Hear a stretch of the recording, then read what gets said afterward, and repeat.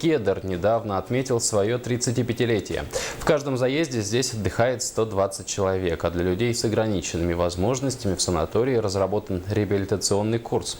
Большой опыт врачей и возможность предоставить полный комплекс процедур позволяют поставить на ноги даже пациентов после тяжелой болезни, рассказывает Елена Парыгина. В Ленском санатории-профилактории «Кедр» открыт второй летний сезон. Он интересен тем, что теперь отдыхающие могут взять на прокат велосипеды или палочки для модной скандинавской ходьбы. Абсолютно бесплатно.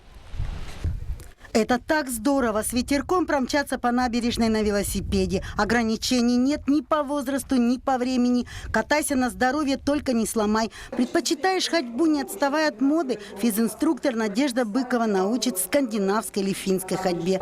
Получится, даже если вы совсем не спортивный. Наша задача не сделать из вас спортсменов. Наша задача приучить к здоровому образу жизни. А это самое главное, это что? Это, чтобы функции организма вашего задействовались на полную катушку. Каждую смену в «Кедр» на реабилитацию поступают люди, нуждающиеся в поддержке после операции, аварии или инсульта. Результаты ощущаются уже после нескольких дней пребывания в профилактории, уверяют сами отдыхающие. Игорь Парыгин, например, восстанавливается после инсульта. Им вплотную занимается весь медперсонал. Ну и отличное питание тоже на пользу. Человек, попавший в беду, нуждается в помощи, и она должна быть своевременной и качественной. В Ленском «Кедре» опыт такой работы есть. Есть и планы развиваться в этом направлении медицины.